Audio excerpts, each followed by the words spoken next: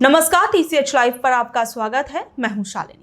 जहां एक तरफ आजकल कई साधु संत लड़कियों को लेकर एक से बढ़कर एक बयान दे रहे हैं, लड़कियों की शादियों को लेकर, लड़कियों के रिश्तों को लेकर, लड़कियों के चाल चलन को लेकर, बशर्ते ये बोलने के कि आजकल लड़कियों पर कितने अत्याचार हो रहे हैं, न जाने क्या क्या चीजें लड़कियों के साथ हो रही हैं। इन सब पर बोलने के बजाय साधु संतों का एक खेमा लड़कियों को लगातार टारगेट करता हुआ नजर आ रहा है।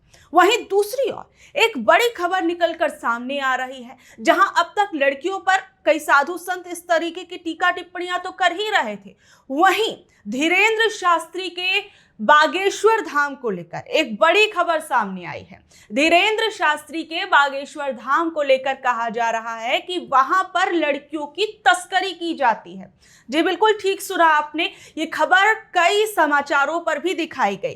और सबसे बड़ी बात, जो ये आरोप लगाया है, ये आरोप लखनऊ के अंदर एक एसोसिएट प्रोफेसर जो कि लखनऊ यूनिवर्सिटी के अंदर पढ़ाते हैं, उन्होंने धीरेंद्र शास्त्री पर लगाया और उन्होंने इसे लेकर सोशल मीडिया प्लेटफॉर्म एक्स पर एक पोस्ट भी किया। बकायदा उन्होंने एक के बाद एक दो पोस्ट किए, जिसमें एक पहला पोस्ट जो था वो प्रधानमंत्री नरेंद्र मोदी और ट्रंप को लेकर किया गया, जिसमें उन्होंने ट्रंप को लेकर प्रधानमंत्री नरेंद्र मोदी पर निशाना साधा। उन्होंने कहा कि आपकी दोस्ती की कीमत जो है वो देश क्यों चुकाएगा। इसे ये जो उन्होंने पूरा ट्वीट किया, जरा एक बार आप वो देखिए। प्रोफेसर चंदन ने लिखा कि इस दोस्ती की कितनी कीमत देश चुकाएगा। उन्होंने लिखा कि पहले भारतीयों के हाथ में हथकड़ी, फिर सीज फायर की धमकी और अब 25% टैरिफ और जुर्माना। गरीब भारत में भी ऐसा करने की किसी की हिम्मत नहीं हुई। प्रधानमंत्री ने यह दिन भी दिखा दिया। वहीं प्रोफेसर चंदन ने जहां एक तरफ प्रधानमंत्री पर निशाना साधते हुए ये पोस्ट किया, वहीं दूसरी ओर एक और पोस्ट किया, जिसमें उन्होंने प्रधानमंत्री नरेंद्र मोदी के छोटे भाई धीरेंद्र शास्त्री को लेकर लिखा कि किस तरीके से बागेश्वर धाम के अंदर लड़कियों की तस्करी की जा रही है। और उन्होंने बड़ा ही गंभीर आरोप लगाया और साथ ही में एक वीडियो भी पोस्ट किया है। सबसे पहले आप वो पोस्ट देखिए। प्रोफेसर रविकांत ने छतरपुर की घटना का एक वीडियो वायरल करते हुए लिखा कि धीरेंद्र शास्त्री धर्म की आड़ में महिलाओं की तस्करी करवा रहे हैं और इस मामले की गहन जांच कर दोषी पाए जाने पर धीरेंद्र शास्त्री को फांसी होनी चाहिए। प्रोफेसर चंदन ने ये बात तो कही और साथ ही में इस बात पर वो लगातार अड़े हुए हैं। उन्होंने कहा है कि मैं अपनी बात को बिल्कुल भी वापस नहीं लूंगा और जो बात मैंने की है वो सच है, और इस पर वो लगातार अड़े हुए हैं। और दूसरी चीज, अब आखिर में ये पूरा का पूरा मामला क्या था, जरा वो समझिए।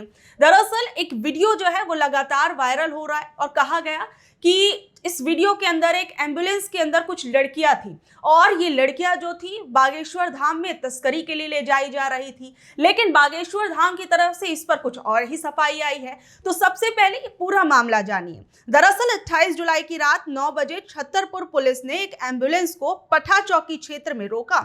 इसमें सवार महिलाओं को थाने ले जाया गया। महिलाओं ने बागेश्वर धाम के सेवादारों पर गंभीर आरोप लगाए। महिलाओं का कहना था कि उन्हें धमकी दी गई, जबरन एम्बुलेंस में बिठाकर महोबा रेलवे स्टेशन ले जाया जा रहा था। लवकुश थाना क्षेत्र में डायल 100 की टीम को महिलाओं को एम्बुलेंस से ले जाए जाने की सूचना मिली। महिलाओं ने बागेश्वर धाम की महिला सेवादार पर गंभीर आरोप लगाए। पुलिस की पूछताछ में सामने आया कि महिलाएं करीब 6 महीने से बागेश्वर धाम में रुकी थी। उन पर बागेश्वर धाम में आने वाले भक्तों के साथ चोरी वगैरह करने का आरोप था और उन्होंने कई अन्य घटनाओं को अंजाम दिया।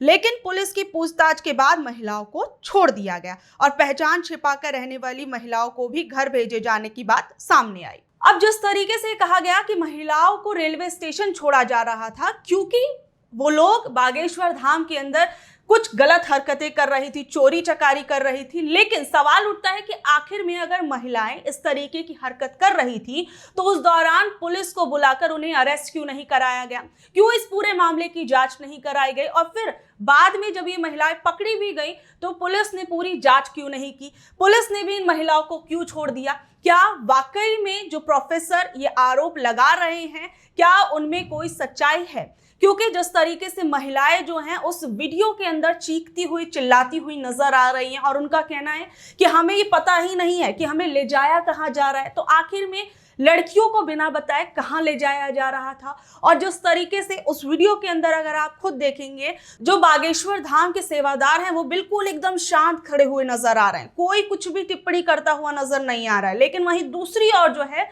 महिलाएं जो है, जो उसके अंदर जो लड़कियां हैं वो बहुत ज्यादा रोती हुई नजर आ रही हैं, चीख रही हैं, चिल्ला रही हैं। वो कह रहे हैं कि सेवादारों ने हमारे बाल खींचे, हमारे साथ बदतमीजी की। तो ये तमाम चीजें जो हैं ये निकल कर सामने आ रही हैं। अब जो दोनों पक्ष थे वो मैंने आपके सामने रखे। जहां एक तरफ बागेश्वर धाम के अंदर लड़कियों की तस्करी का मामला सामने आया है, वहीं पद्म भूषण से नवाजी गई साध्वी ऋतंभरा वो लड़कियों के बारे में क्या कुछ कह रही हैं। उन्होंने एक ऐसा बयान दिया है जो अपने आप में सोचने वाली बात है कि कहीं अनुरुद्धाचार्य जो हैं वो लड़कियों पर बयान देते हैं कि लड़कियां न जाने कहां कहां मुंह मारती हैं, उनकी अगर 25 साल से पहले शादी नहीं होती। प्रेमानंद महाराज का एक बयान लड़कियों को लेकर सामने आता है। वहीं अब साध्वी ऋतंभरा जो है वो क्या कुछ कह रही हैं, जरा वो देखिए। वायरल वीडियो में साध्वी ऋतंभरा कह रही हैं कि हिंदू स्त्रियों को आज देखकर शर्म आती है। नंगे होकर पैसे कमाओगे, गंदे ठुमके लगाकर पैसे कमाओगे, गंदे गाने गाकर पैसे कमाओगे। मुझे समझ नहीं आता कि उनके पतियों को ये कैसे स्वीकार है, उनके पिता इसे कैसे स्वीकार कर लेते हैं। अब साध्वी ऋतंभरा जो हैं वो महिलाओं के साथ होने वाले अत्याचार, महिलाओं के साथ आए दिन छेड़खानी की खबरें सामने आती हैं, महिलाओं के साथ आए दिन दुराचार की खबरें सामने आती हैं। तब कोई साधु संत सामने आकर कुछ नहीं बोलता। लेकिन लड़कियों के चाल चलन पर, लड़कियों के कैरेक्टर को लेकर आजकल साधु संतों की एक अलग लॉबी सामने आ रही है कि ये लोग एक के बाद एक लड़कियों को लेकर ऐसे बयान दे रहे हैं। सबसे बड़ी आप ये बात देखिए कि जो लोग ऐसी वीडियो देखते हैं, अगर साध्वी ऋतंभरा को बहुत से लोग जो हैं सपोर्ट करने के लिए भी आ गए कि हाँ जी बिल्कुल आप बहुत बढ़िया बात कह रहे हैं, लेकिन उन लोगों का क्या जो ऐसी वीडियो देखते हैं या फिर उन लड़कियों के डांस, नाच, गाने, इन सबको जो लोग देखते हैं, तो सबसे पहले आप उन लोगों पर रोक लगाइए। और अगर इन वीडियोस के अंदर या फिर जो भी अगर लड़कियां नाचती हैं, गाती हैं, अगर इनमें वाकई में इतनी दिक्कत है तो सरकार इसे बैन क्यों नहीं कर देती। आप कौन होती हैं ऐसे बोलने वाली, और आप कौन होती है कहने वाली कि इससे उनके भाइयों को, उनके पिताओं को दिक्कत क्यों नहीं होती है।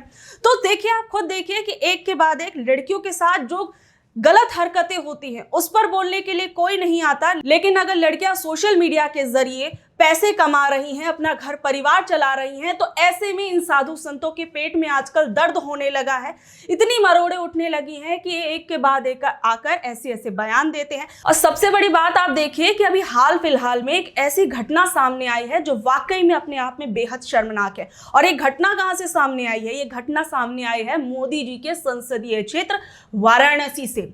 जी बिल्कुल, वहां पर कुछ कांवड़ियों ने एक मुस्लिम महिला के साथ बहुत ही ज्यादा गलत हरकत की है, और उसके साथ जो जो किया गया है वो शायद ही मैं आपको यहां पर खड़े होकर एक लड़की होने के नाते शब्दों में भी बयां कर पाऊं। लेकिन जिस तरीके की दरिंदगी उस लड़की के साथ की गई, वहीं दूसरी ओर उसी लड़की के घर वाले जब पुलिस के पास पहुंचते हैं तो उसी लड़की के घर वालों के ऊपर पुलिस एफआईआर कर देती है। दरअसल 28 जुलाई को वाराणसी के राजा तालाब में एक चौंकाने वाली घटना सामने आई, जब एक 16 साल की मुस्लिम लड़की को कांवड़ियों के एक ग्रुप ने छेड़ा और उसे परेशान किया और उसके साथ गंदी गंदी हरकतें भी की। और ये घटना जो है लड़की के साथ तब हुई जब वो अपनी भाई की दुकान पर थी और वहां पर वो अपनी दादी के साथ वहां पर मौजूद थी। लड़की के परिवार के अनुसार 2-3 कांवड़िए जबरन दुकान में घुस आए और लड़की के साथ अभद्र भाषा का प्रयोग किया और गलत हरकत की, और लड़की के विरोध करने पर उन्होंने उसे छेड़ा और घूरना शुरू कर दिया। लड़की किसी तरह बचकर अपने घर की ओर भागी, लेकिन लाठी डंडे लिए कांवड़ियों ने उसका लगातार पीछा किया और एक कांवड़िया जबरदस्ती उसके घर में घुसा, जिससे घर के लोग बाहर खींच कर लाए और उसे फिर मारा। इसके बाद कांवड़ियों का एक बड़ा समूह स्थानीय हिंदू संगठन के लोग मौके पर आए और उन्होंने कथित तौर पर लाठी डंडों के साथ जय श्री राम के नारे लगाए, और जिससे इलाके में रहने वाले मुस्लिम समुदाय में डर का माहौल पैदा हो गया। अब आप सोचिए कि किस तरीके से एक तरफ एक लड़की के साथ धर्म के नाम पर किस तरीके की दरिंदगी की जाती है, और उसके बाद दूसरी तरफ जय श्री राम के नारे लगाए जाते हैं। सोचिए कहां हो रहा है ये सब? मोदी जी के संसदीय क्षेत्र के अंदर। और किस तरीके से एक मुस्लिम महिला के साथ इस तरीके की दरिंदगी करने के बाद धर्म का सहारा लिया जाता है। और पुलिस जो है, यह भी कहा गया कि पुलिस ने कहा कि अगर ये सब चीजें ऐसी जारी रहती हैं तो वो लोग लड़की के भाई की दुकान पर बुलडोजर चलवा देंगे। ये भी परिवार की तरफ से आरोप लगाए गए हैं और यहाँ तक ये भी कहा गया कि लड़की के परिवार वालों के ऊपर ही एफआईआर कर दी गई। तो अब आप खुद सोचिए कि किस तरीके से एक के बाद एक साधु संत लोग किस तरीके की बयानबाजियां लड़कियों को लेकर कर रहे हैं, वहीं दूसरी ओर किस तरीके की घटनाएं हमारे समाज में हो रही हैं और खासकर धर्म के नाम पर भी किस तरीके से धर्म का चोला ओढ़ने के बाद भी किस तरीके से लोगों की गंदी मानसिकता जो है वो ठीक नहीं हो रही है। तो ये थी आज की एक बड़ी खबर और अगर आपको लगा कि इस खबर के अंदर जानकारी थी जो लोगों तक पहुंचनी चाहिए, ज्यादा से ज्यादा लोगों तक पहुंचनी चाहिए, तो इसे जरूर शेयर करें। धन्यवाद।